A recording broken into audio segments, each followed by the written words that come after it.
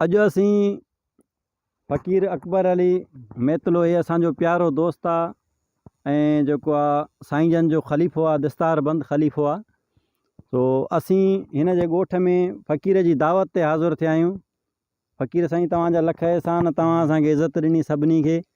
तो फ़क़ीर साईं तमामु वॾो आदुरभाव, तमामु सुठो आदुरभाव कयो ऐं इज़त बि ॾिनी। हिन खे अल्लाह ताला उन जी मोट ॾींदो, अजर अज़ीम ॾींदो।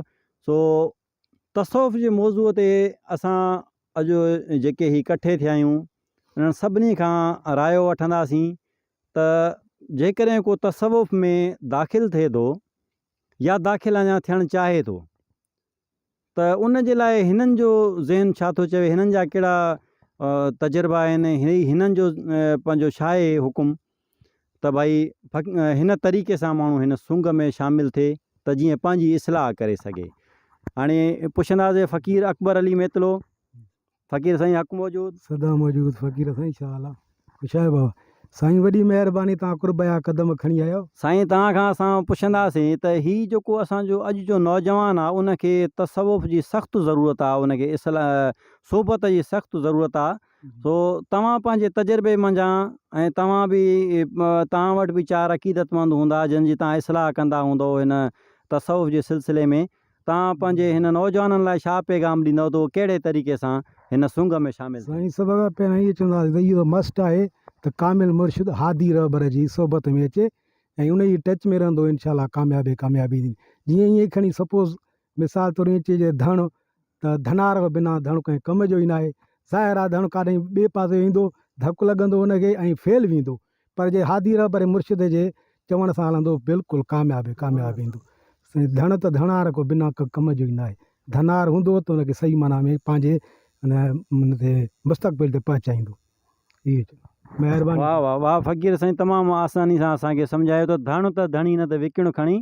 तो धणु बि धनार सां हिकु सिमथ में हलंदो आहे। जेकॾहिं धनार उन धण खां हटी वियो त उहो धणु ख़ुदि ब ख़ुदि पराए फ़सलनि में बि वेंदो आहे ऐं क्रॉसिंग में बि उहो धकु खाईंदो आहे, नुक़सान ई नुक़सानु खाईंदो आहे।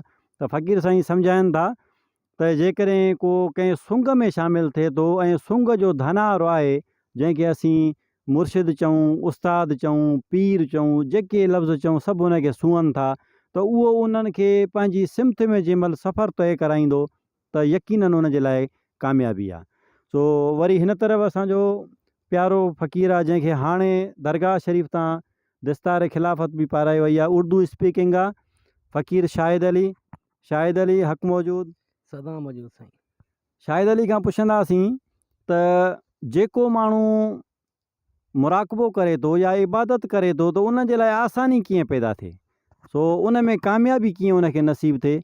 शायद भाई आपसे हम मालूम करेंगे कि चूँकि आप उर्दू स्पीकिंग हैं तो आपके ताल्लुक़ वाले बंदे सारे उर्दू वाले हैं, तो हम आपसे उर्दू में मालूम करेंगे कि ये हमें समझाएं कि जो तसव्वुफ़ में चल रहा है, किसी का मुरीद है, किसी का तालिब है, किसी का शागिर्द है, तो वो किस तरीके से अपनी इबादत को जारी रखे और आसानी उसको किस तरीके से होगी, तो ये हमें आप समझाएं।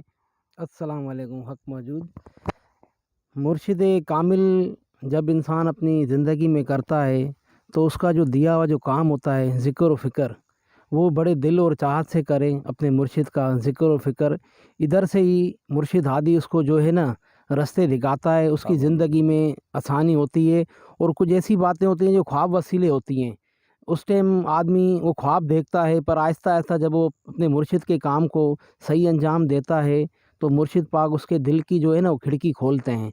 तो फिर जो है ना उनको इंशाल्लाह ताला वो सब जो है ना उनको हासिल होता है जो अल्लाह वालों को नसीब होता है। यानी वो जो इबादत करता है उसमें आसानी उसको किस तरह हो, यानी कितनी रोज़ाना करे, किस तरीके से करे, उस पर आप समझाएं हमें।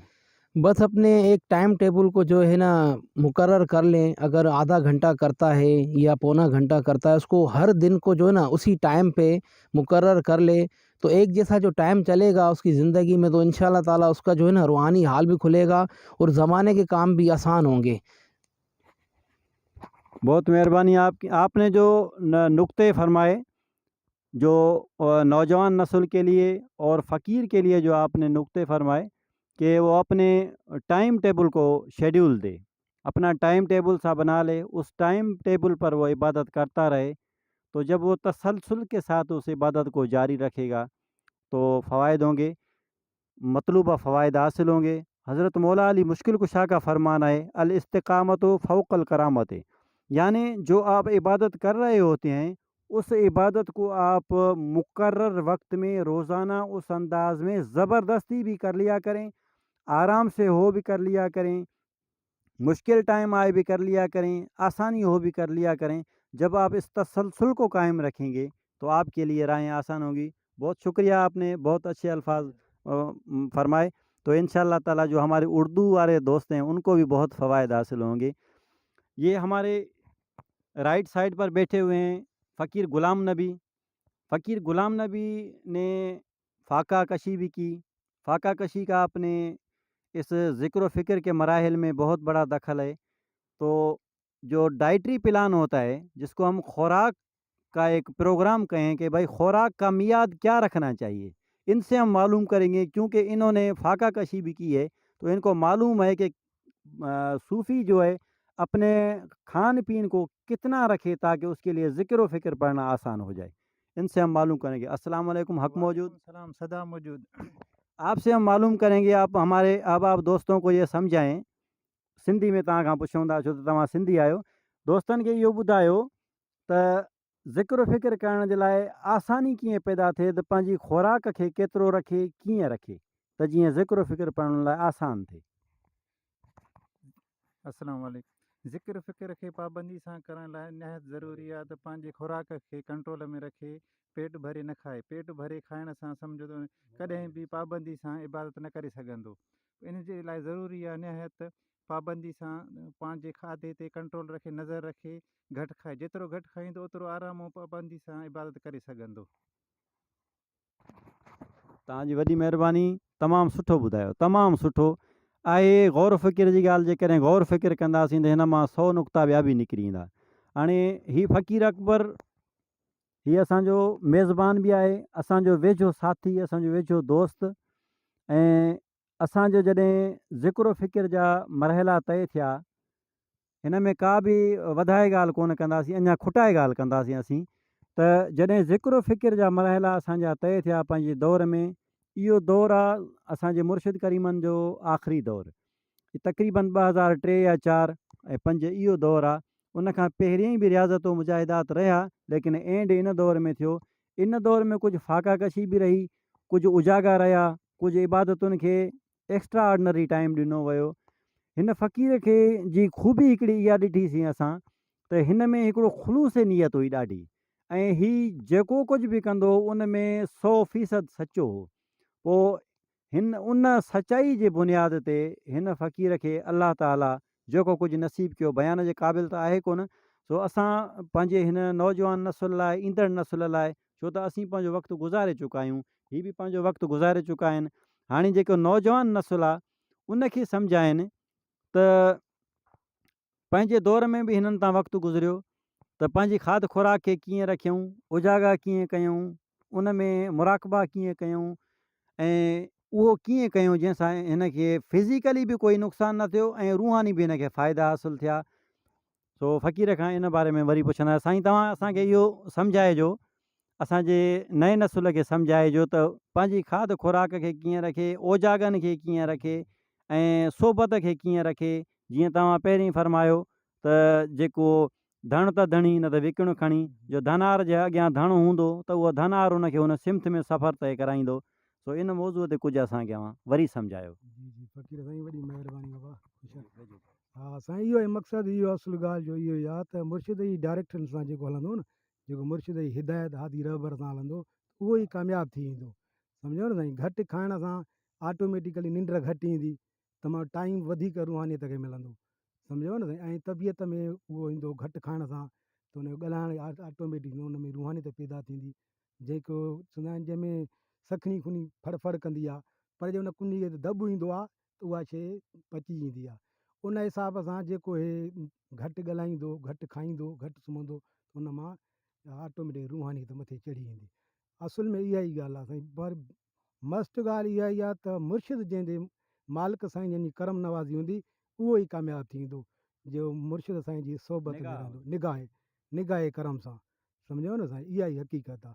ठीकु, महिरबानी सां। फ़क़ीरनि जा अहसान फ़क़ीर कठे थिया। मां उमेदु कयां थो त हीअ जेको जेके हिदायतूं हिननि सभिनी खां अवां ॿुधियूं इहे अवां ऐं असां सभिनी लाइ फ़ाइदेमंद थींदियूं। असांजा मुर्शिद करीम फरमाईंदा हुआ त नफ़्स जो मिसाल हिकु नांग जो आहे। जीअं नांग जी फितरत आहे त नांग अगरि बर्फ़ में ढकिजी बि वञे, बर्फ़ानी इलाइक़ा आहिनि, स्कर्दू जा इलाइक़ा ॿिया टियां, त उन्हनि में जेको नांग आहे उहो नांग जॾहिं बर्फ़ में ढकिजी वेंदो आहे त नांग मरी कोन वेंदो आहे, पर पोइ जॾहिं वरी उन तां बर्फ़ हटंदी आहे उहो नांग वरी ज़िंदा थी वेंदो आहे। त हीअ नफ़्स बि नांग जे मिसल आहे। सो जेसीं ताईं उन जे मथां बर्फ़ हूंदी त उहो चुप रहंदो। त ईअं ई याने हुननि नफ़्स जे मथां जेसीं ताईं फ़क़ीर पेर रखी न हलंदो तेसीं ताईं जेको आहे हू आज़ादु न थींदो। जेकॾहिं उन तां पेर हटाईंदो त वरी उहो नफ़्स साॻियो ज़िंदा थी वेंदो। तंहिंजे लाइ कुझु पाबंदियूं जेके असांखे ज़िंदगी भर रखणु घुरिजनि उहे इहे त नफ़्स ते हमेशह जे लाइ क़दम जारी रखो। क़दम रखियूं अचो पिया त इनशा अल्लाह ताला हर क़दम ते तव्हांखे कामयाबी नसीबु थींदी। जेकॾहिं नफ़्स तां उहो क़दम हटायो था त पोइ हर जॻह ते सिर्फ़ु ऐं सिर्फ़ु नुक़सानु ई मिलंदो। फ़ाइदे जी उमेदु करणु इहा बेवकूफ़ी आहे। सो इन सां गॾु अवां सभिनी खां दुआऊं वठंदासूं। वमा अलैना इल्लल बलागुल मुबीन।